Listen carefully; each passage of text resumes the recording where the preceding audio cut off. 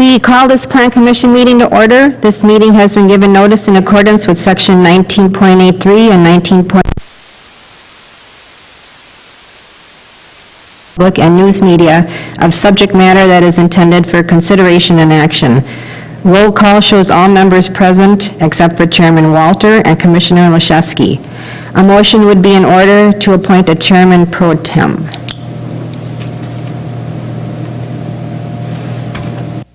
I move we name David Baum acting chairperson. Second? We need somebody to second it. Second. We have a motion and a second. All in favor, say aye. Aye. All in favor, motion carries. We've done the call to order, we've done the roll call. Public input and public appearance. Please be advised that per section 19.84, parent 2, that information will be received from the public. However, no action will be taken at this time. Written public comments should be directed to comments@villageofgermantown.wi.us by 4 p.m. on Monday, July 13th, so that they can be provided to the members for consideration. Is there any public input? We have 3 members of the public in the room. We have 2 members coming in through the internet. Does anybody have any comments? Yes.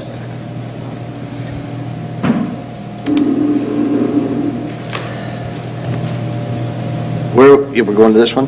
Yes. Yeah, okay, you're right. Yep. They're right there. I'm accustomed to everybody going back there. Good evening, everyone. My name is Jan Miller. I live at W151 and 10297 Windsong Circle West. I'm here today because I sent an email to my trustees regarding one of the agenda items tonight, and that is the approval of the Viridian Homes LLC subdivision, preliminary subdivision plat. And I just want to reiterate what was brought up in a couple of the village board meetings, and what happened on approximately 4/6/2020. There were, because there were a lot of involved residents that voiced their opinions, there were several amendments to the Viridian proposal, and one of the amendments was to the extension of a buffer along the east side of the plot. And I'm referring to the Kinderberg Park Estates, or Kinderberg Estates, that's what they're calling it now, and including the removal of the existing invasive species, which has been identified as buckthorn. That's one of the amendments, which is actually 2. And the other, one of the other amendments was language provision to ensure that any low-density housing development that occurs in the plot at Kinderberg Park, just south off of Donges Bay, does not exceed 16 homes. In addition to that, there was discussion around having more trees on the east side of the Viridian plot, and that is, there's no picture of it, but it is on the east side of the property to buffer between Viridian Homes and Heritage Hills subdivision. It was also suggested by the village board in the developers agreement that there would be a language provision in the contract to address reverting to original land use A2 agricultural should the development project not commence within 12 months of the rezoning date, which would have been 4/6/2020. And then there was a comment that also in the seventh condition in that the developer must revise the southwest retention pond to look more natural, not symmetrical. Right now, it looks like a rectangle or possibly a square, the retention pond, and it was supposed to be asymmetrical or natural looking. So you raised that point in number 7 of your July 2nd letter to Cudney, but he did not make it part of the conditions for the approval. So those were my reiterations and observations for the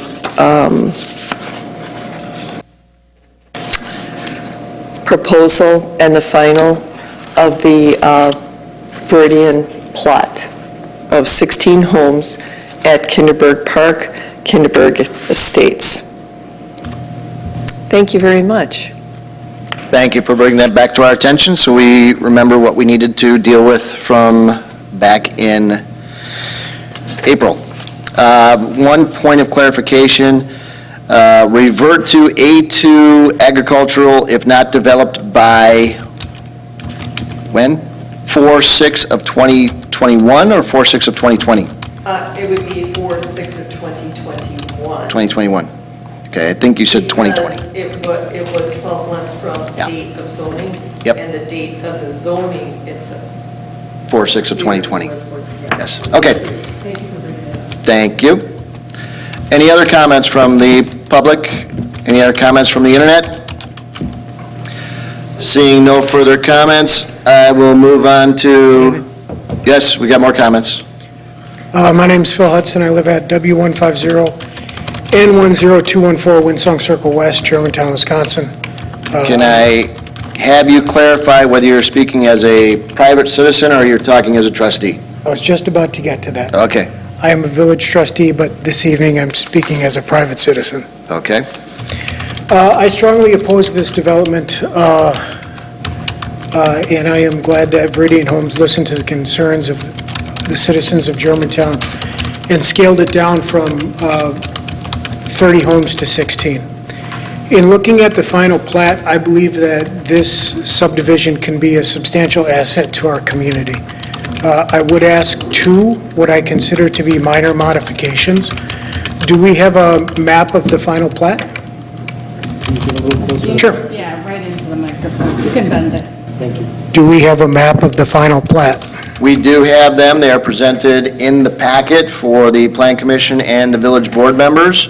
We are not going to look at them until item 5C on the agenda. So if you can just discuss them, and we will bring you back up if we need for you to clarify us.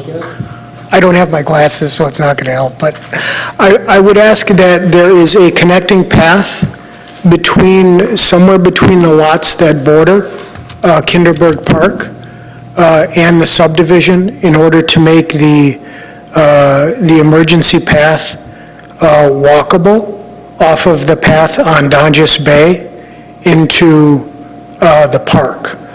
All of the subdivisions around the park have walkable paths through them, and I think by installing a walkable path with a bridge over that culvert, I think that would help both the new homeowners in Germantown and also the surrounding community walk into and out of our park. The other thing that I would ask is that on the retaining pond that borders the park, I would ask for substantial or greater landscaping in order to shield the park from some of the lots and their backyards. I think that if these two things are done in addition with the other proposals, that this subdivision can be a substantial asset to our community. Thank you for listening to me this evening. One point of clarification, I didn't quite connect. You are looking for a connection from Donges Bay Road all the way through the subdivision to the park? Well, so it's already partially there. So if you use the emergency access, Yep. which will be go off of the path on Donjas Bay Road into the cul-de-sac. That would then make that walkable. So really, the only thing that I'm asking for is a path somewhere between lots 1 and 6, I believe, from that cul-de-sac into the park, so we could link up the existing paths that are already there. There are paths on Donjas Bay, and there is also a path directly in the park there. Right. I may bring you back up to remind me of that and clarify it when we have the exhibits on the screen. Fair enough? Okay? All right, Thank you. Any other public comment? Via, Yes, I do have a comment. yes, and your name is? This is Christine Huber. Oh, Christine Huber. Okay.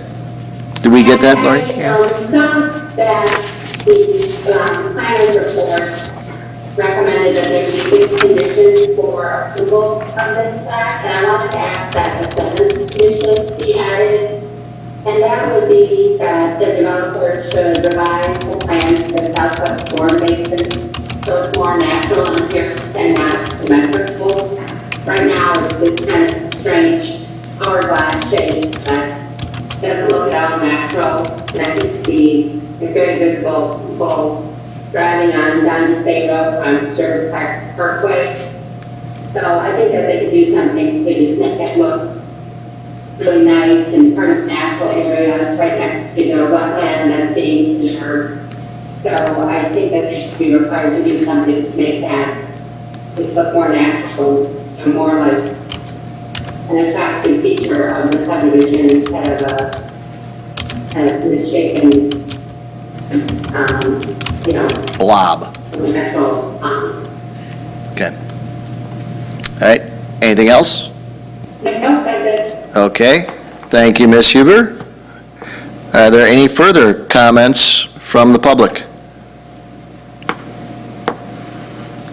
Any further comments? Internet people? No further comments? Then I will move on to the next item, which is approval of the minutes from the June 8th, 2020 meeting. Do I have a motion from the commission? Move approval.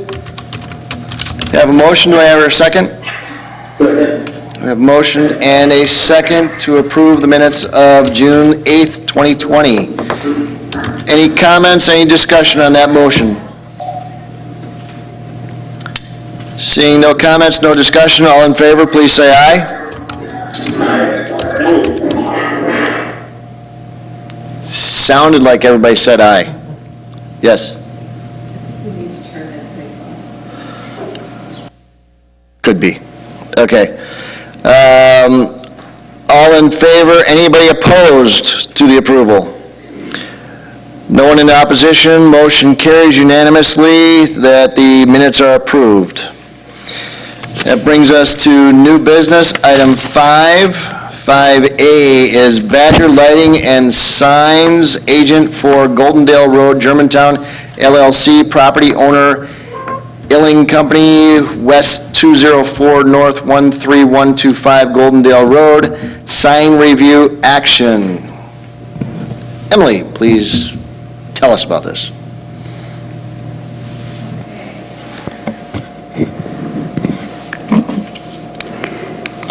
Okay, so the Illing Company's new building is located on the west side of Goldendale Road, south of Rockfield Road, and is highlighted here on the screen. The site zoning is M1 Industrial. To the north and to the east are A1 Agriculture. To the south is more M1 Industrial.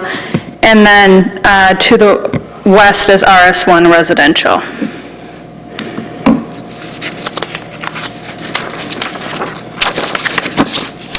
These are the proposed ground signs for Illing. There is 2 ground signs proposed. The larger one is 80 square feet, a total of 160 square feet. It's double-sided, internally illuminated aluminum cabinet to be located in the northeast corner of the property. It'll be placed on a brick layered base with a concrete pad with a total height of 8 feet and 8 inches. A landscaping plan has been submitted and meets the required 3-foot minimum on all sides of the sign. The white background of the sign, as you can see in the night view on the right-hand side of your screen, only illuminates the letter or the message rather than the background. There'll be another smaller ground sign that will be located along Goldendale Road. Likewise, everything meets the requirements, including the opaque background and the landscaping proposal.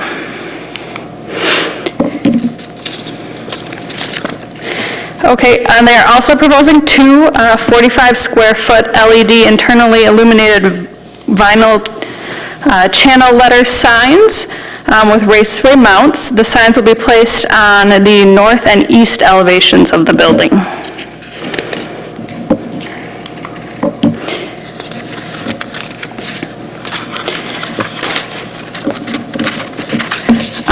The proposed directional signs, there'll be 4 proposed directional signs.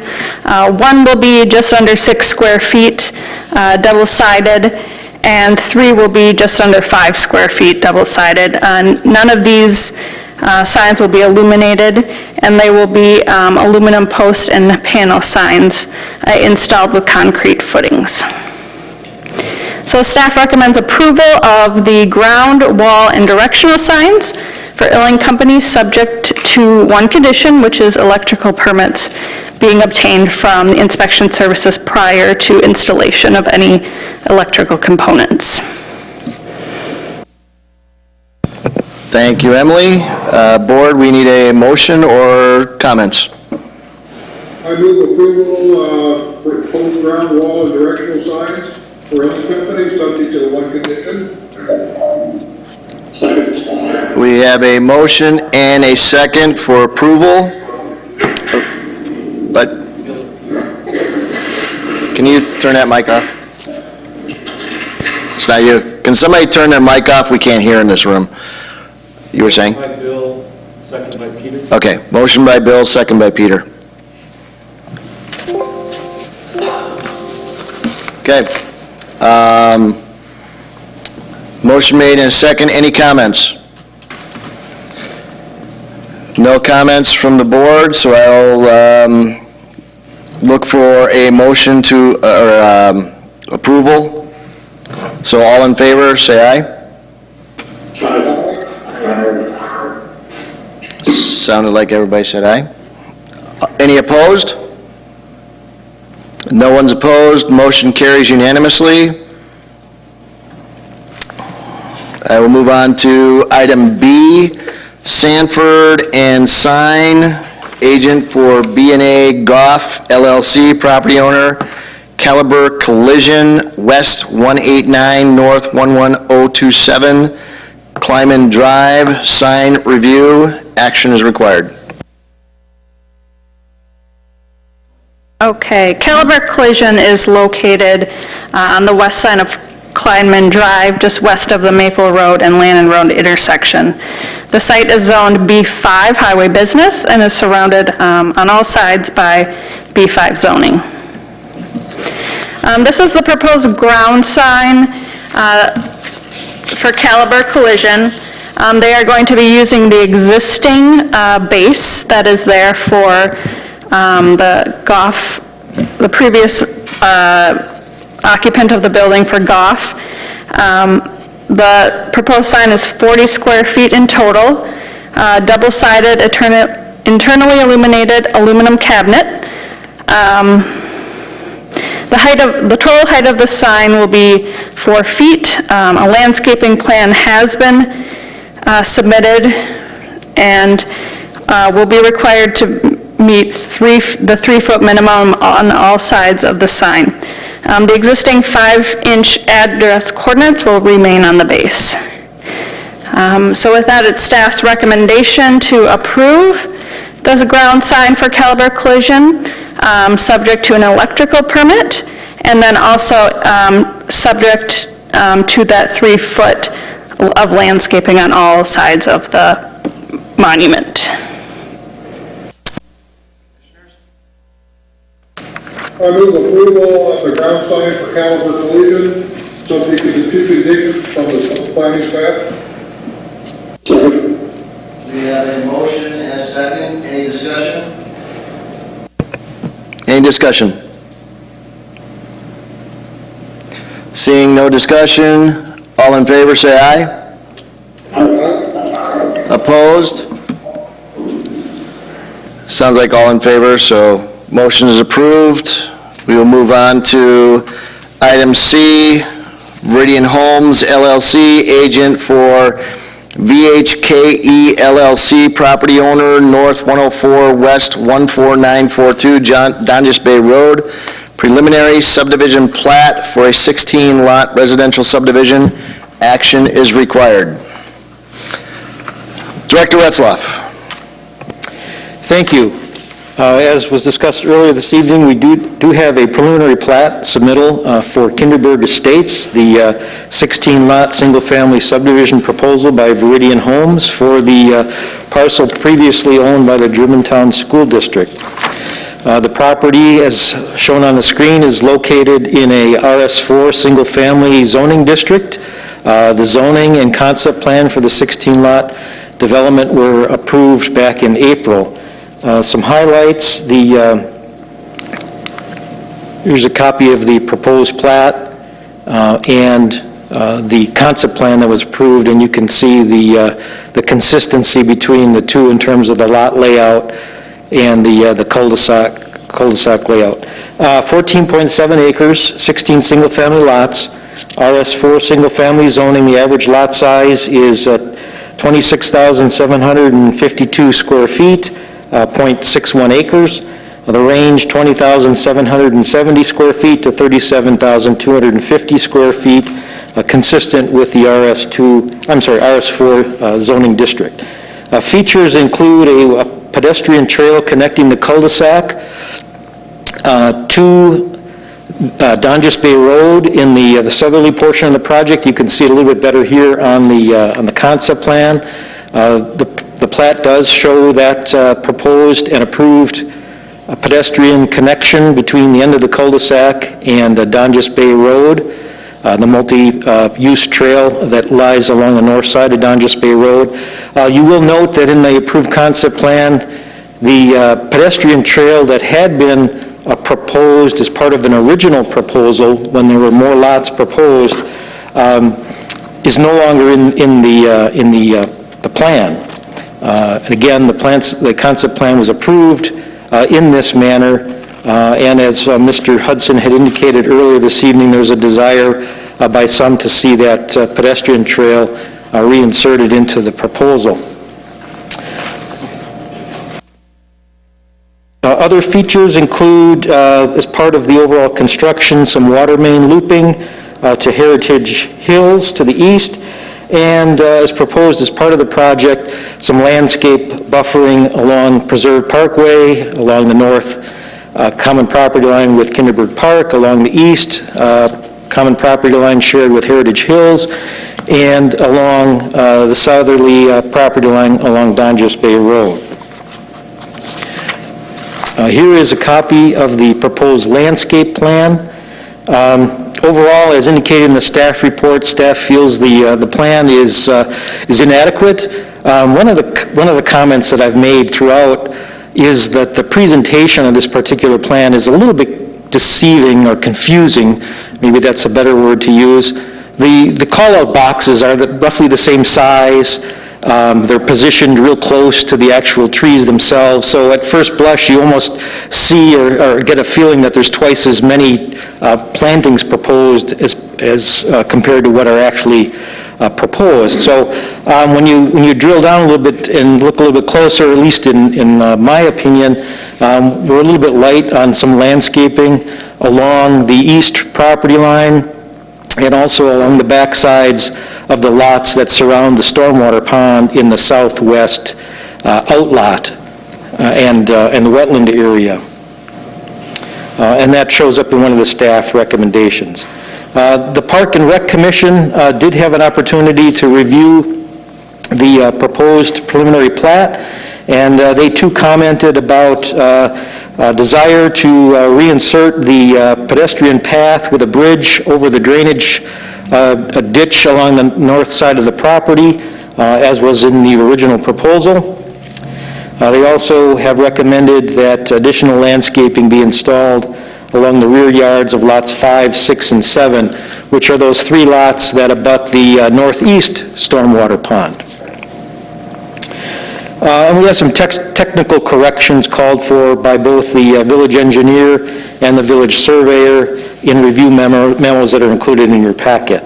Agency comments, objecting agency comments, Washington County, Wisconsin Department of Administration, both have sent us letters indicating they have no objections to the proposed plat. Sewer PAC did provide a letter with a little more detail and basically 3 recommendations that are consistent with some standard language, recommending that the DNR and Army Corps of Engineers be consulted for permits and or guidance for any wetland-related disturbances. In fact, that's been done. Permits have been obtained for the wetland fills that have been proposed and approved as part of the overall development. They're also recommending that deed restrictions be added on the face of the plat to protect against further wetland disturbance. We typically include language like that in our development agreement. And they're also recommending that the development of the project be in accordance with erosion control and post-construction stormwater management regulations, which development is in the village of Germantown required to meet all of those adopted by the village and MMSD. In terms of additional comments, we received some emails in the last couple of days. 2 comments from Sue McGillis and Solomon and Cynthia Johnson expressing support for the proposed plat. We did receive an email from Christine Huber, who spoke earlier this evening, who supports the 6 conditions recommended by staff, and because of a concern with the unnatural shape of the stormwater basin, a observation that was made in the staff report and concern expressed by staff, is also recommending an additional condition that the developer revise the plan for the southwest storm basin so it is more natural in appearance. And we also received an email comment from Bob Fitzgerald expressing concern over the potential for construction commencing but not completing within a timely manner, and as a result recommends 4 additional conditions, 2 that are similar in nature. 1, extend buffer along the east side of the plot, including removal of the existing invasive species. Add more trees on the east side of the property to buffer the space between Viridian and Heritage Hills. Basically, we're talking about the same area. And then 2 suggestions to add language to the development agreement to ensure that any low-density housing development that occurs does not exceed 16 homes, and that additional language be added to address the issue of reverting to the original A2 agricultural zoning if development does not commence within 12 months. That was a comment that was discussed earlier, Ms. Miller's comment with respect to adding language to the development agreement. Those are the comments that we've received in addition to the comments that you heard in person this evening. I should point out that the development agreement is not an item approved by the Plan Commission, that is approved by the Public Works Committee and the Village Board. And so the suggestions or recommendations of adding language, those will be taken back to the staff preparing the development agreement, the village attorney, and the Public Works Director, and we'll make sure that that language gets added to the proposed development agreement. Whether or not it survives the scrutiny of the developer and village committee and board, that remains to be seen, but we will present those recommendations and comments that were made for the development agreement. That would be all the comments I've heard so far today you would add them to what is brought before Village Board? If they're not already in there, we'll make sure that the language is added. Okay, so just so I am clear, so I can direct people, extension of the buffer on the east side of the property, that is in your comments already. Well, I didn't take that as a comment to add to the development agreement. That would be something that we would deal with now as part of the landscaping plan. Okay, no more than 16 homes, that is in your agreement. That would be added to the development agreement. Okay, more trees on the east side, that's not. That would be a landscape plan item. Revert to A2 Ag if not developed by 4/6 of 2021. That is in That your will be in a development agreement. development agreement. And if I put one house on before 4/6 of 2021, that goes away. Once I put one house on, I'm done. It may take years to develop the entire subdivision. As long as I put one house on, I comply with the requirements. I think that's reasonable, and that's probably the way the wording will end up being. Okay. I'm sure it will be discussed at length as part of the development agreement review and approval process. Yeah. Recognizing, for those listening, recognizing it takes a while for people to buy up property. We can't guarantee, and the developer cannot guarantee, he will sell all the properties by 4/6 of 2021. If he sells half of them and develops half of them, he's committed to this development. He can't change the other half of the lots. So as long as he develops one, he's locked into this plan. Okay? Condition, there's a request for condition number 7 to revise the southwest detention pond. That would be handled here, or? We will have to address that here, because frankly, that's a construction plan item, and I know the stormwater management plan has been prepared, at least a complete preliminary draft, and it has been reviewed. Staff has reviewed that and is providing technical comments. Their comments, the village engineer comments, don't really address the shape issue. It was something that was raised by staff, and frankly, it's something that I brought up simply because of some of the history with past projects, where even on a plan where something looks a little bit symmetrical, sometimes contractors don't pay as close attention, and slight curvature, whether it's horizontal or vertical, somehow never shows up in those final plans. It's a lot easier to push dirt in a straight line than it is to navigate around. So the way the design is of the pond, if it's possible to redesign it and add some asymmetrical sides or something, it would be beneficial and helpful, because it is, I don't want to say it's really deep, but when you look at the topography and the way it's designed, it's basically a box. Okay. And if that's not buffered, to use a kind word, by landscaping or other berming or just simply topography alone, we're going to be looking at a hole in the ground. Square pond. Yeah. Okay. Next thing I got is the connection from Donges Bay Road to Kinderberg Park. We've got the emergency access, but we do not have the additional path and the bridge. We got to deal with that here, or is that? We'll deal with that as part of the preliminary plat, but again, it's a little bit of a dicey issue in that we reviewed the concept plan that did not have that path in there. Right. And at the time, I don't recall there being a significant amount of discussion about its absence. I know that in looking at it since then, and even thinking about it again tonight, the idea of putting in that second leg between the lots that effectively creates a shortcut from the park through this subdivision to Donges Bay might be a concern by the residents. And with that said, the ability to get out to Preserve Parkway and down the sidewalk, it's a short distance away to get to the same location. I think the idea, at least as part of the original development, was to create an opportunity for the residents to get out into the park and the adjacent trail system, and not necessarily to create so much as a cut-through. And I know that's debatable. Okay. All right, so I'll make sure somebody talks about that. Pond screening, we've already talked about, and the last one was condition number 6, the 7th condition, to have the pond more natural. That's already being included, so I'll scratch that off. Okay. So, I want to make sure that Matt Cudney he's not here in the audience. Matt, are you on the internet with us? Yes, I am. Okay, great. So you are ready and able to respond to these. So I will first turn to the commission members. I need a motion to start the discussion.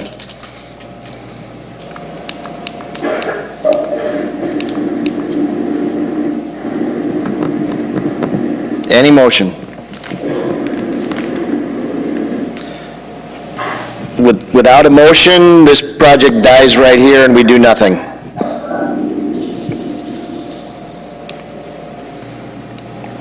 We have no motion, gentlemen?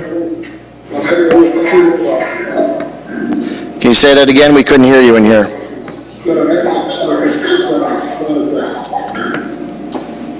Is anybody able to hear that? Well, you want to... Maybe a visual would help, if they could see. Okay, can you hear me now? Now we can hear you clearly, yes. Okay, I move approval of the preliminary subdivision plot, southwise of our option, with the 6 conditions for our Okay, we have a motion to approve from Mr. Shadid and a second by Mr. Kimler. Is that correct? Mr. Williams, sorry about that.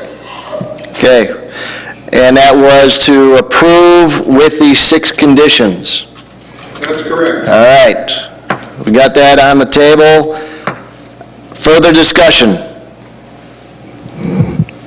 Anybody want to discuss these additional topics that have been brought up by the residents?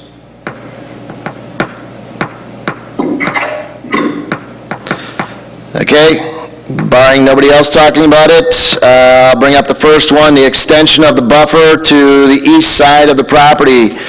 I do recall that we had discussed removing invasive species along the east side of that property and putting trees along the east side.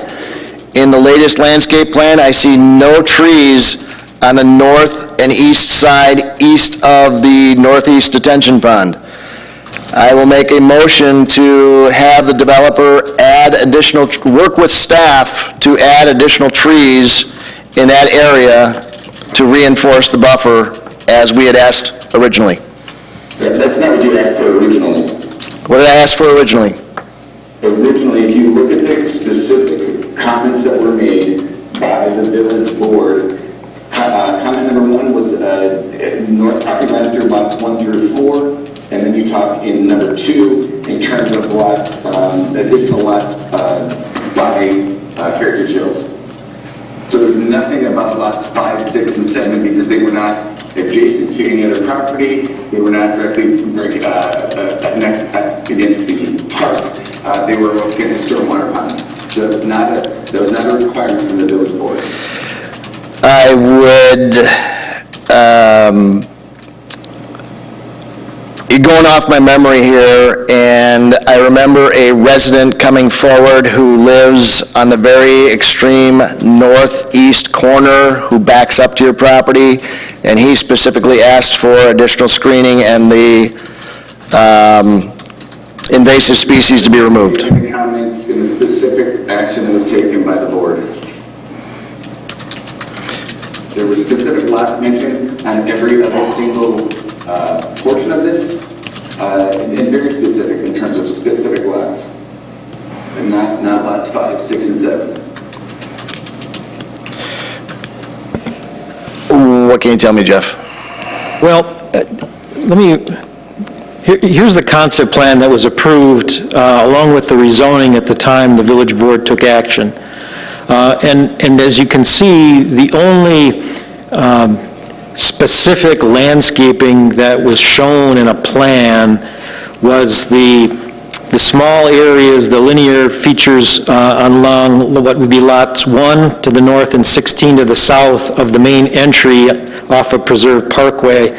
That, along with on the far east side, there's a sort of a squiggly green area that I believe is intended to reflect or represent the existing tree line that's there.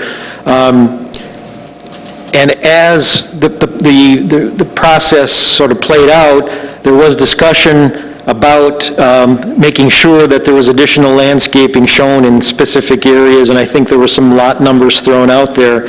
But frankly, one of the requirements was that the landscape plan be prepared, a definitive plan, and presented to the Plan Commission for review and approval.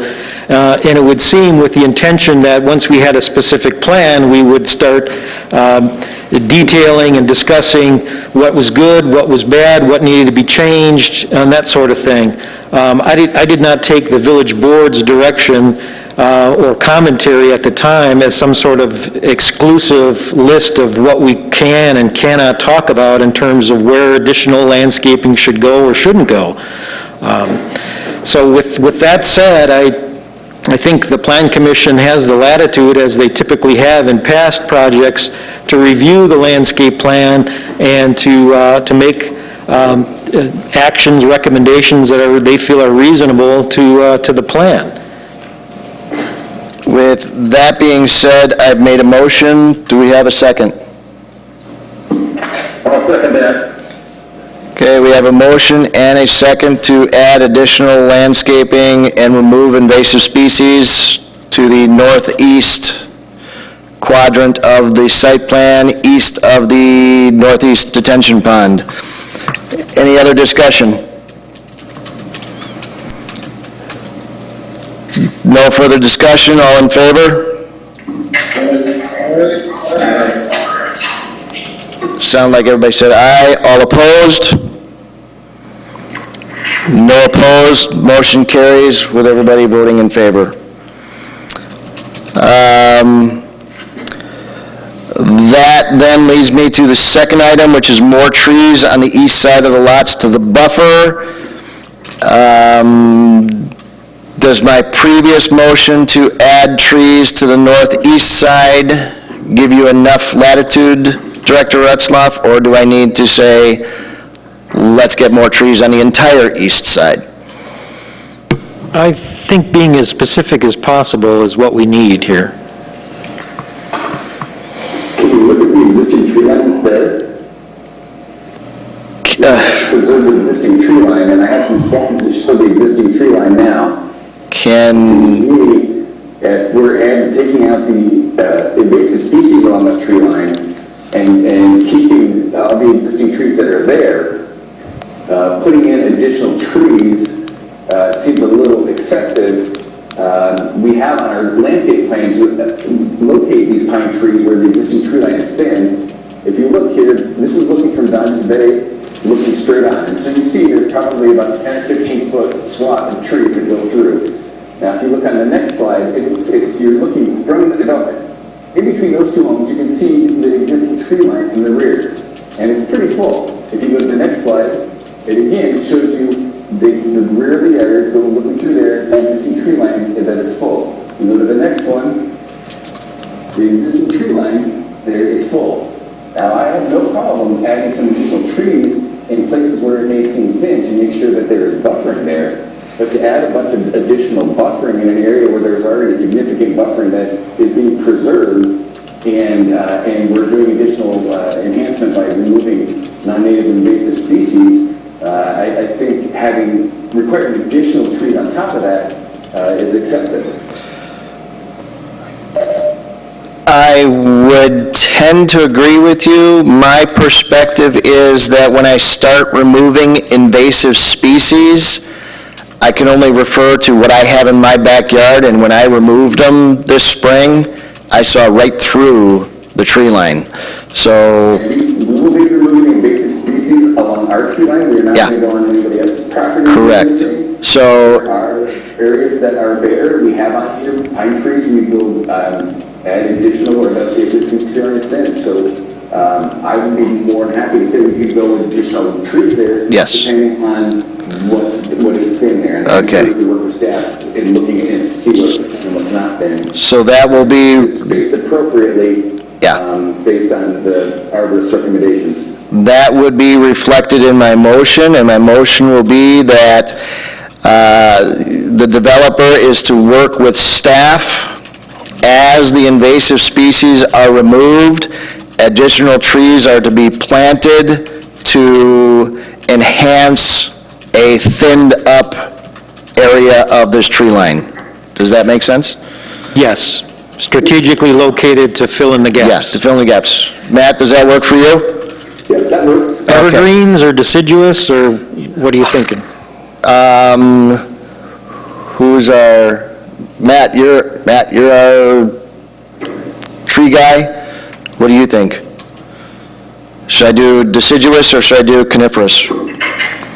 I couldn't hear what, it's hard for me to hear anything that Director Etzloff's saying from the main podium there. Okay. What was the question? So when they replace trees, after they take out the invasive species and I end up with some thin areas of trees and we want stuff replaced in there, should I use coniferous trees, pines, or should I use deciduous trees, maples and whatnot? What would be a better selection in there? You know, without being out there, it's hard to tell. It probably should leave it up to the city arborist. Okay. If he's going to look at the plant, because you need a certain amount of space, think they're evergreens to, Yeah. go off nice and full. If they're going to be shaded out by other things that grow into them, it might not be the best idea. And that's more of kind of going to be a wild area back there, so, a deciduous tree might work better. Okay, so Evergreens, but I think you gotta leave it up to someone who actually can go out there and look at it. go back there and look at the site. Okay, so we will leave it up to the developer and the staff to work together to find out which type of trees to use to fill in the gaps. That is my motion. Is there a second? Second. I have a motion and a second. Any further discussion? Bill? No further discussion. All in favor, say aye. All opposed, say aye. I didn't hear any opposed, so the motion carries unanimously. Next item that I have here is the shape of the pond in the southwest quadrant of the development.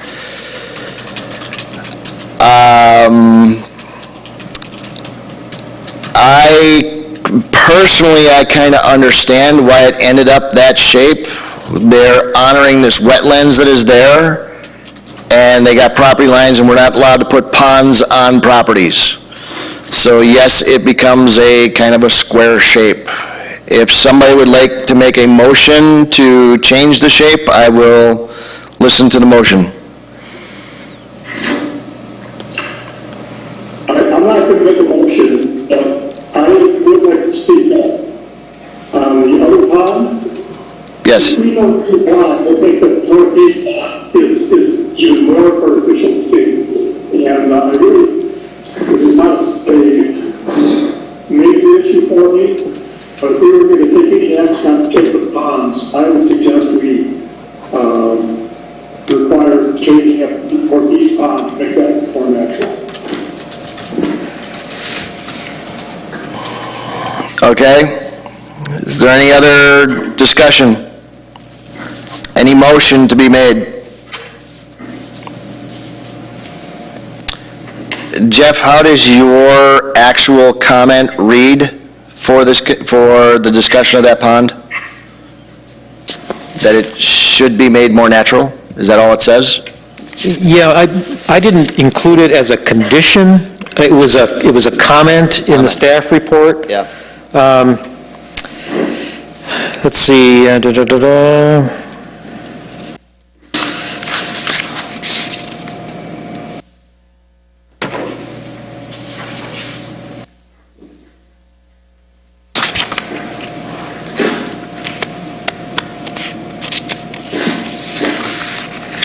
are limitations to what we could do, as you said, that we belong in terms of the wetland and the lots and the easement, but we can look at pulling the south west corner, a little further around that wetland. We're just trying to honor the buffers that we have in place for the village. So you are limited in terms of what you can do. And you look at it, it is rounded a bit, and I also would say that, you have to get your engineering plans in order to get that. So it should not be square. At the end of the day, it's not going to look square. It will look more rounded as this is, but we will look at pulling it more into that southwest corner a little bit, give it a little bit extra. This would be very symmetrical to the ones on the north side of it. I'll make a motion for the developer to work with staff to augment the shape of the southwest detention pond to become a little bit more natural.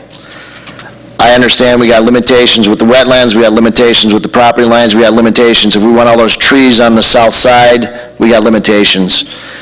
See what you guys can put your heads together with. That's my motion. Is there a second? Second. You got a motion and a second. Any further discussion? No further discussion. All in favor, say aye. Aye. Aye. Opposed, say aye. Aye. I got 3 of us that approved it, 1 of us that rejected it, and I got 5 people in the vote. I said I may have had unmute. Okay, so we got 3 ayes, 1 no. No, we got 4 ayes and 1 no. Who was the no? Who was the no? Mr. Nellis, was that you? Kimler. Mr. Kimler was a no. Okay, the motion carries 4-1 for staff and developer to work on reshaping that pond. Checking my notes here. Next issue that came up was the connection from Donges Bay Road all the way through to Kinderberg Park and discussion of a bridge that was once put into the plan. I will open the floor for any discussion about that or a motion. I'd really like to see where this was supposed to go. I didn't catch that. I've seen the light from Donges Bay Road. Yeah. I don't see the other part. Okay, so back when this originally was approved, on the north side of the property where we butt up to Kinderberg Park, roughly right there, you see that location where Jeff is drawing on that property line? Yes, I do. There was a path that went there and a bridge went over the swale into the park. As we required the developer to drop the lots, he dropped the amenities because he couldn't do what he wanted to do. So. The other reason though really is kind of what Jeff had alluded to. There was never it was supposed to be for the ease of convenience for the residents of this neighborhood to get to the park. There was not going to be a connection from here directly to Donges Bay. And we had it as a shortcut for people to walk through the neighborhood. And over there, when 200 feet away, 300 feet away is the sidewalk along Preserve Parkway. It just, I don't think it's fair to the residents in this neighborhood to create a cut through where one isn't necessary. Commissioners, comments, motions? I kind of agree with the developer on this. It seems like if you added a path, it would be a shortcut, and you'd have people coming through there at all times, and I don't know if that'd necessarily be a good thing for the neighborhood. I would agree with that. Yeah, I don't think you get the value for the cost to put in.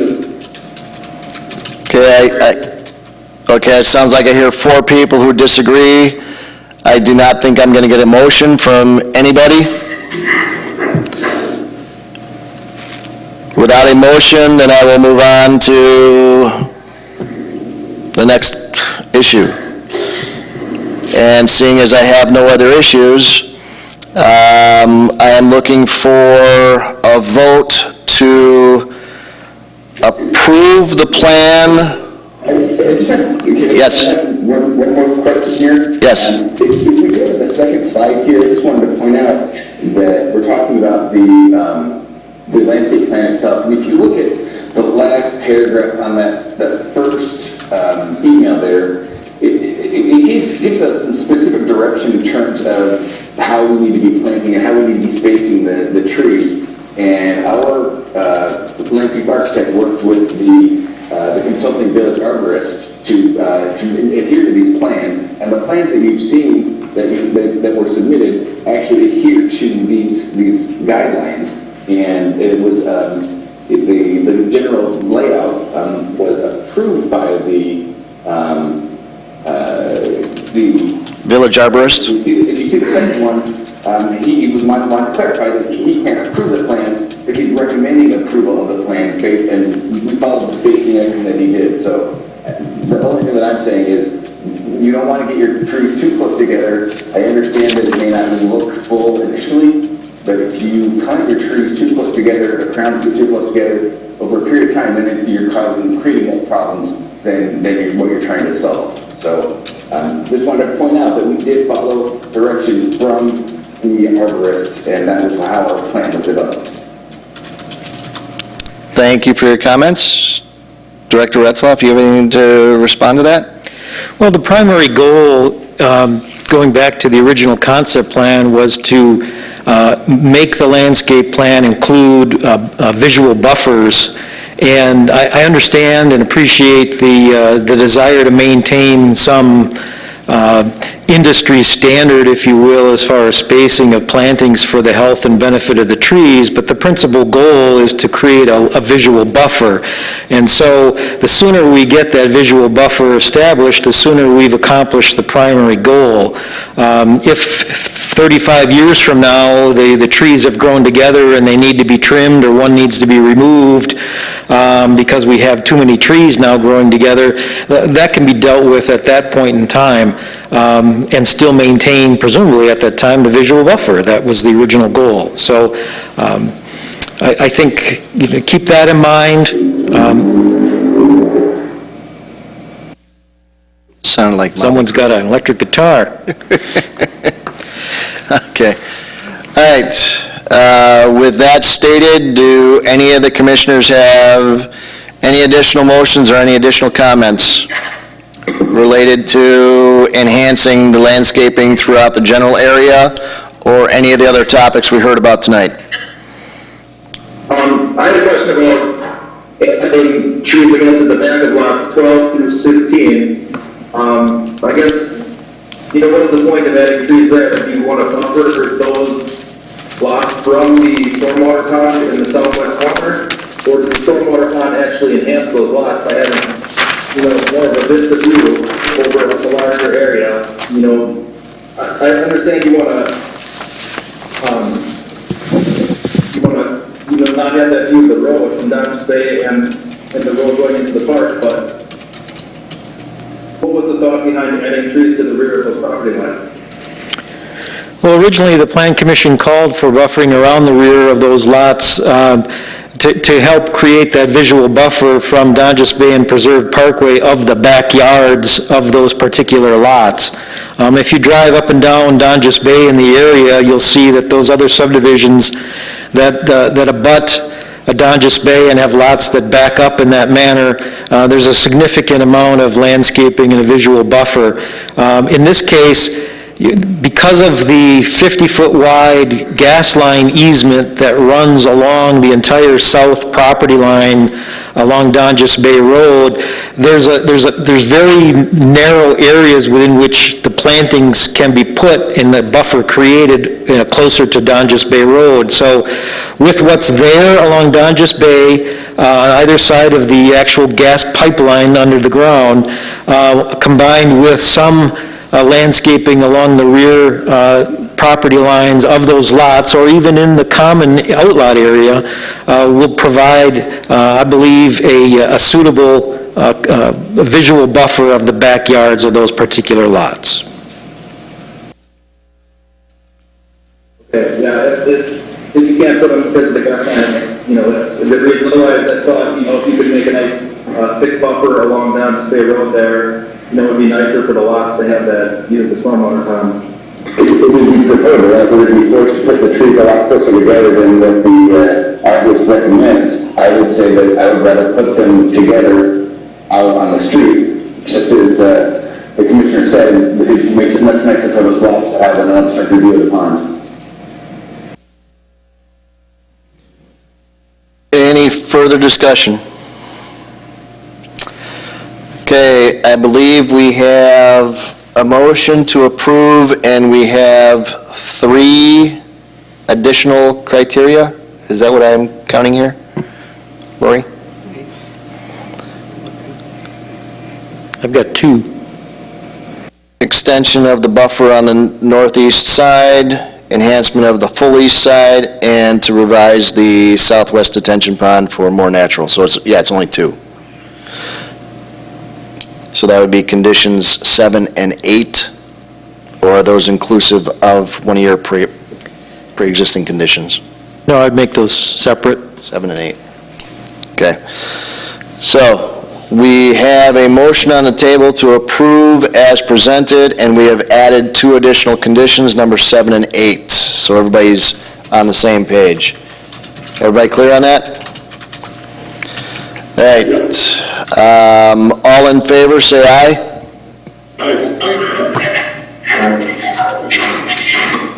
Opposed, say aye. Aye. Got 4 in favor of and 1 opposed. Motion carries. Okay, that is it for Viridian Homes. We'll move on to the final item on the agenda, which is MSI General Corporation, agent for RA Resource Management, LLP, property owner, Performance Alloys at North 116 West 18515 Morris Drive, site plan review and building addition. Action is required. Okay, MSI General, on behalf of Performance Alloys, is proposing a 17,193 square foot expansion to its existing warehouse located on Morse Drive in the Germantown Industrial Park.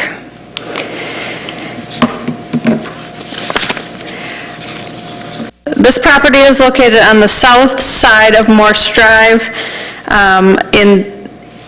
and is zoned M1 Limited Industrial. It's completely surrounded by limited industrial zoning. Performance Alloys manufactures and distributes beryllium-free copper alloy materials and components. Currently, Performance Alloys employs 11 people with hours of operation between 6 a.m. and 6 p.m. Monday through Friday, and on weekends as needed. The proposed addition will initially provide for additional warehouse space and will provide for additional manufacturing space in the future. Performance Alloys is expecting to add between 1 and 3 new employees over the next 1 to 2 years. There will be no changes to the existing operation with the proposed addition. The original building on the site, which is located on the east end of the property, was constructed in 1990 and contained about 10,000 square feet. In 1994, approximately 13,000 square foot addition was approved to the west of that initial building,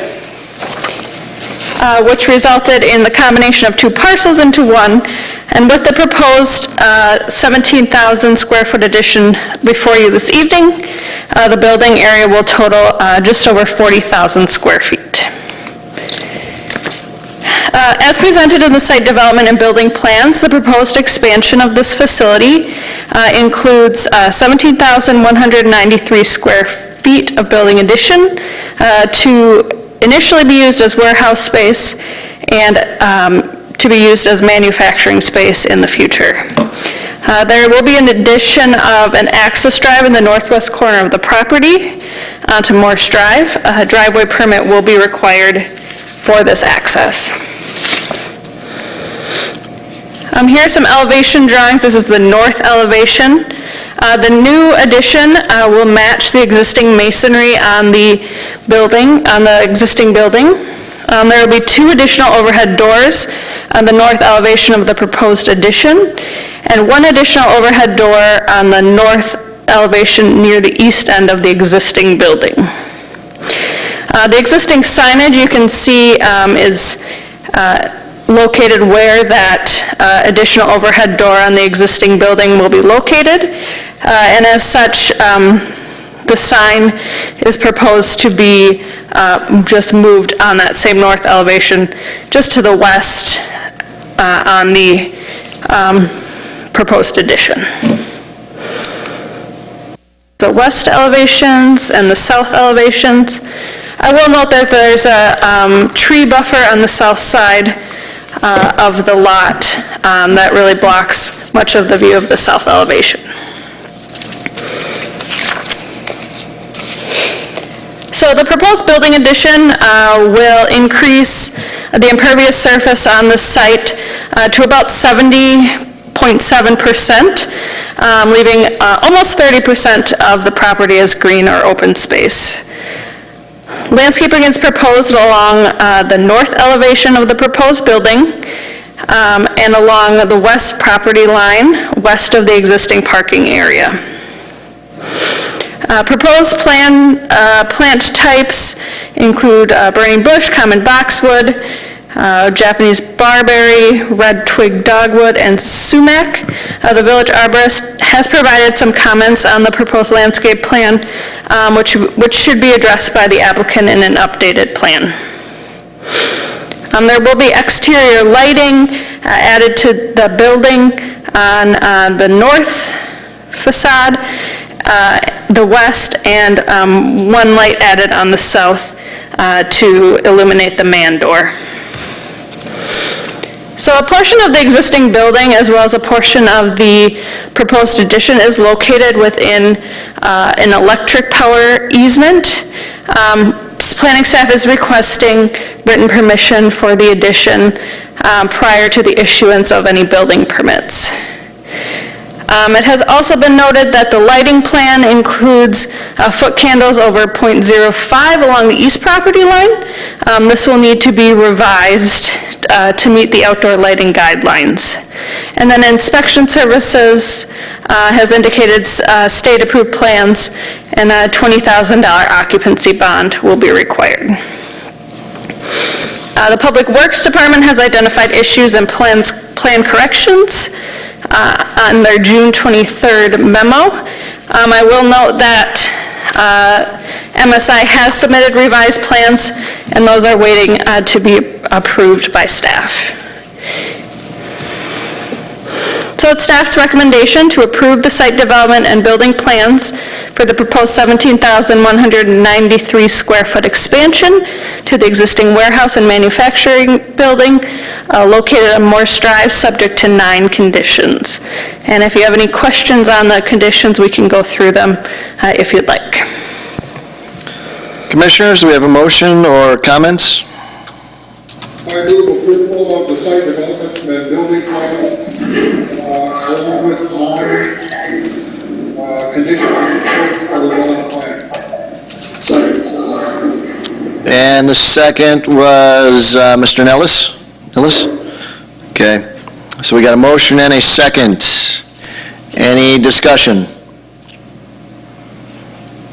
No discussion? I'll call for a vote. All in favor, say aye.